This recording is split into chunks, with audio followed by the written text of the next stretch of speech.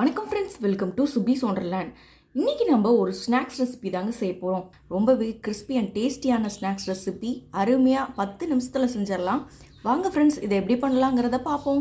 First இந்த recipe செய்யறதுக்கு அரை கப் அளவுக்கு பாசிப்பருப்பை ஒரு 2 மணி நேரம் ஊற வச்சு எடுத்திருக்கேன். இப்போ தண்ணியெல்லாம் நல்லா ஃபில்ட்ரு பண்ணிவிட்டு இது மிக்ஸி ஜாரில் போட்டு மையை அரைச்சி எடுத்துகிட்டு வந்துக்கலாம். பேஸ்ட்டாக அரைச்சி எடுத்துகிட்டு வந்தாச்சு. தண்ணி எதுவும் சேர்க்காமலே நல்ல ஒரு பேஸ்ட்டாக அரைச்சி எடுத்துகிட்டு வந்தாச்சு. இப்போது எந்த கப்பில் 1 கப் அளவுக்கு அந்த பாசிப்பருப்பு அளந்தீங்களோ அதுலேயே அரை கப் அளவுக்கு வெள்ளை ரவை சேர்த்துக்கிறேன். அரை ஸ்பூன் அளவுக்கு சீரகம் ஆட் பண்ணிக்கிறேன். ஒரு 1/4 ஸ்பூன் அளவுக்கு கருப்பு எள்ளு ஆட் பண்ணிக்கிறேன். கொஞ்சமாக மஞ்சத்தூள் சேர்த்துக்கிறேன். அதே போல் தேவையான அளவு உப்பு சேர்த்துக்கலாம். நான் 1 ஸ்பூன் அளவுக்கு உப்பு சேர்த்துருக்கேன். அதே போல் 1 ஸ்பூன் அளவுக்கு நெய் சேர்த்துக்கிறேன். இப்போ ஒரு பிஞ்ச் அளவுக்கு பேக்கிங் சோடா சேர்த்துக்கிறேன். இது எல்லாத்தையும் சேர்த்து நல்லா மிக்ஸ் பண்ணிக்கலாம். நல்லா மிக்ஸ் பண்ணியாச்சு. இதுலேயே அரை கப் அளவுக்கு கோதுமை மாவு ஆட் பண்ணிக்கிறேன். இதுக்கு பதிலாக நீங்கள் மைதா மாவும் கூட சேர்த்துக்கலாம். இதையும் சேர்த்து நல்லா மிக்ஸ் பண்ணிக்குவோம். இதை நம்ம சப்பாத்தி மாவு பதத்துக்கு நல்லா மிக்ஸ் பண்ணி எடுத்துகிட்டு வந்துக்கலாம். பாருங்கள், இந்த அளவுக்கு நல்லா சப்பாத்தி மாவு பதத்துக்கு பிசைஞ்சு எடுத்தாச்சு.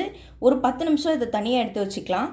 இப்போ நம்ம ரெடி பண்ணி வச்சுருந்த மாவில் ஒரு பகுதியை மட்டும் இதில் வச்சு நல்லா சப்பாத்தி மாவு மாதிரி தேய்ச்சி எடுத்துக்கிறேன். இப்போ மாவை நல்லா ஸ்ப்ரெட் பண்ணி விட்டுக்கலாம். மாவை நல்லா ஸ்ப்ரெட் பண்ணதுக்கப்புறமா லைட்டாக இது மேலே கொஞ்சமாக ஆயில் அப்ளை பண்ணிக்கோங்க. ஃபுல்லாக ஸ்ப்ரெட் பண்ணிக்கலாம். ஃபுல்லாக ஸ்ப்ரெட் பண்ணிவிட்டு இதை ரோல் பண்ணிக்குவோம்.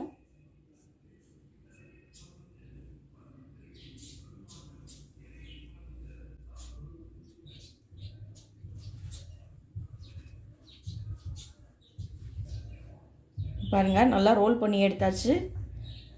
இதை நம்ம சின்ன சின்ன பீசஸாக கட் பண்ணி எடுத்துக்க போகிறோம்.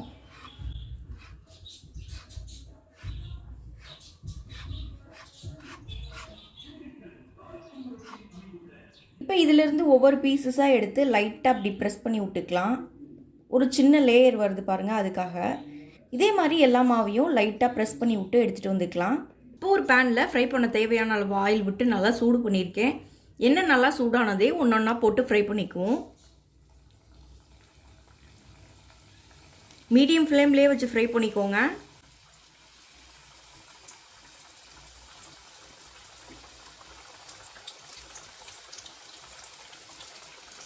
ரெண்டு பக்கமும் நல்ல ஒரு கோல்டன் ப்ரௌன் வர அளவுக்கு திருப்பி விட்டு ஃப்ரை பண்ணி எடுத்துக்கலாம்.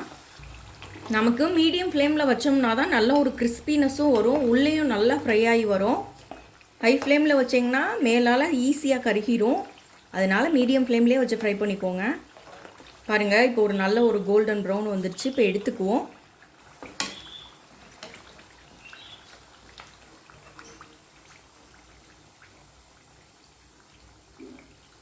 இதே மாதிரி எல்லாத்தையும் ஃப்ரை பண்ணி எடுத்துகிட்டு வந்துக்குவோம்.